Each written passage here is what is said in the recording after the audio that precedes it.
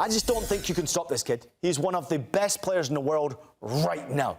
He's an outstanding artist, and he is a different kind of player from what we're so used to seeing over the last 10 years. Confirmation, they have clinched their 28th La Liga title as champions, 7 points clear of Real Madrid. And I think the main point here is there were plenty of distractions. Obviously, the players wouldn't have known what happened just before kickoff outside, but then there was the stoppage because of the referee. There was a lot going on. They were playing against a side who Barcelona haven't necessarily got on with particularly well. But they were able to put those distractions to one side and get the job done. Yeah, and you remember what happened a couple of years ago when they had the opportunity to win the league title in that stadium, and then all of a sudden it became mayhem afterwards. The dancing and the celebration in the middle of the park, you can't do things like that. This is an enemy, obviously, where you're winning the title. Let's not forget that. So there was a bit of tension, obviously, building up to it. Then, obviously, the incident prior to the game kicking off and players finding out as the game's going on that something was wrong. It was a flat first 45 minutes. Barcelona had one shot on target in that first 45 minutes. And I think you could see that there was maybe some nerves out there, but there was some tired legs, and maybe trying not to lose the game was the idea for Barcelona, especially early on in the game. And Espanyol had the best opportunities. Those two 1v1s, Chesney absolutely pulled off blinding saves to make sure that they kept the scoreline at 0-0. But then the true quality really does shine through, though. To get the job done with a moment of brilliance once again from your superstar, from Lamine Yamal to step up. The team selection was very, very good. Lewandowski back in the starting 11, obviously, after his recent injuries. He's been a big miss. He was a bit flat in this game. He had a couple of nice opportunities. I thought Rafinha was okay in this game, but Lamine Yamal was the match winner again. And when you need a moment of brilliance, a moment of magic, sometimes in football teams around the world, you'll look at 18, 19-year-olds stepping up to be those match winners. It rarely ever happens, right? This kid is still 17 years old, and he's the match winner once again. And the way that he did do it, putting it in the top corner, it's next level. It's crazy, and it's testament to his quality as well. When a player scores maybe 1 or 2 goals in the same thrilling fashion, then defending teams kind of know what they're going to do. But he keeps scoring goals like that. You know, he gets it onto his left foot, he cuts inside, and he sends that curling shot onto the far post. But again and again, teams they're not able to defend against it. Yeah, I can only put myself in that position. I remember playing against Lukas Podolski one time when he was at Bayern Munich, and he's obviously naturally left-footed. And I remember everyone kept saying to me, show him down the right-hand side. And every single time I tried to show him down the right-hand side, he would pull off a moment of brilliance to get to his left foot, because that's where he naturally wants to go. If there's a yard of space, he's looking for a move of the ball, because you're frightened he's going to go to the right-hand side and beat you for pace. It's very difficult 1v1. But if you look at Espanyol, they had 3 defenders. The goal's insane. They had 3 defenders around him, and yet they still didn't manage to stop the shot getting off. I just don't think you can stop this kid. He's one of the best players in the world right now.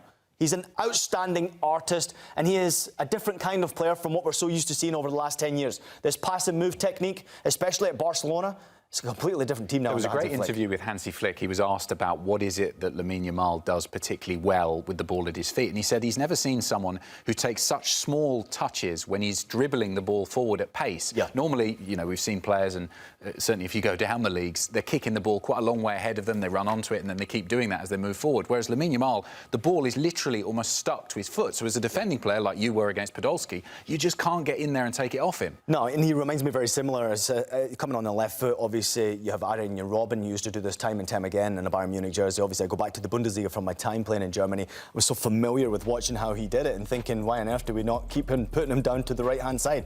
But the ball's so close to him, it looks like it's glued to his foot. That's how good he actually is.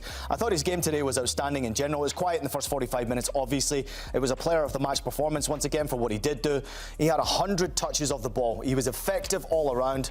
He only had 5 touches of the ball in the opposition box, so he doesn't necessarily have to have it in the right areas to be creative. He can do it from outside that penalty area. He can do it from the wing. He can do it coming inside. He's just an outstanding player. It's an artistic player that is so lost in this generation. Nowadays, you see these players who are machines. They're taught and they're trained, they're coached to play a specific way, which is pass and move, pass and move, pass and move.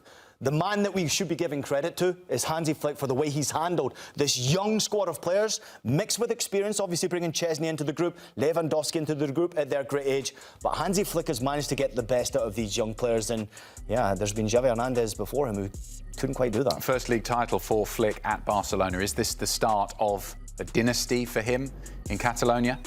He's outstanding. He's absolutely brilliant. Dynasty is obviously a big question to be asked, but I think obviously if you look at what they've done, their goal scoring is absolutely brilliant. 168 goals that they scored. Obviously winning a domestic treble is so important. They took 988 shots in 57 games going into this one. I didn't even know how I looked to see how many shots they took in this game. But it's an insane amount of shots. He's offensive-minded. He wants to play a specific way. He clearly has the players to be able to offensively play that way. If they can tweak a few things defensively, no one's going to stop them in European football. They're that good. And these young players are only going to get better and better. Ter Stegen will come back and goal, obviously, next season, you would imagine. Chesney's done an unbelievable job. Back to the beach you go, mate. Off you go, grab your pint and see you later. Yeah. Lewandowski, that's the big question now. Obviously, Barcelona relying on his goals this season. He got 25. He's still stuck on 99 goals for Barcelona across all competitions. But I just don't see any other direction than up for this Barcelona squad under Hansi. If it does turn out that Xabi Alonso is the new Real Madrid manager, do you think Hansi Flick is looking forward to testing himself in this brilliant Barcelona side against Real Madrid and Xabi Alonso on the touchline next season? Yeah, there's no doubt about it. I mean, he's at a wonderful football club in Barcelona, right? I mean, last season, obviously, the financial difficulties, Xavi Hernandez had problems, obviously, with the board and members and the ownership group, or obviously the leadership group at that football club. It was very difficult for him, for me, and to understand why he would want to go to Barcelona at that time. But he clearly saw something that we didn't, that they had a young group of players who were clearly world-class and talented, coming through La Masia, who could be the next generation of quality players to change our game. I didn't think he could have a success this quickly, though. The way he's made it look in La Liga is easy. They've still got a couple of games left, and he's won the title. The way he's managed to dominate 16 goals in El Clasico against Real Madrid. The way he's managed to take his team to the semi-final of a Champions League where they hadn't got past the quarters in years, and then all of a sudden they were this far away from getting to a final. He's only going to improve this group of players, and he deserves the biggest pat on the back for this job he's done at Barcelona. They're in a great position now. New stadium's not far away as well, so let's hope that pushes them to glory going forward. There was an incident, wasn't there, before kick-off where a car drove into fans, causing quite a lot of injuries. Here's our Spanish football correspondent, Phil Kitromilides, with the latest on that incident. Various theories are abounding as to how and why this happened, the incident outside the RCDE stadium. Here are the facts that we actually know. A small white car driven by a woman between 45 and 55 years old caused injuries to at least 13 people. How the car got to be stuck in a situation where it was surrounded by people with bottles being thrown and an angry mob around the car, that is still to be cleared. There are rumours and suggestions that previously someone had been hit and fans saw that and they got upset with that, but it's not clear at the moment why this has happened. What we can say definitively is that 13 people have been injured, but those injuries are not life-threatening, they're not serious, they're being treated, and no one's life is in any danger.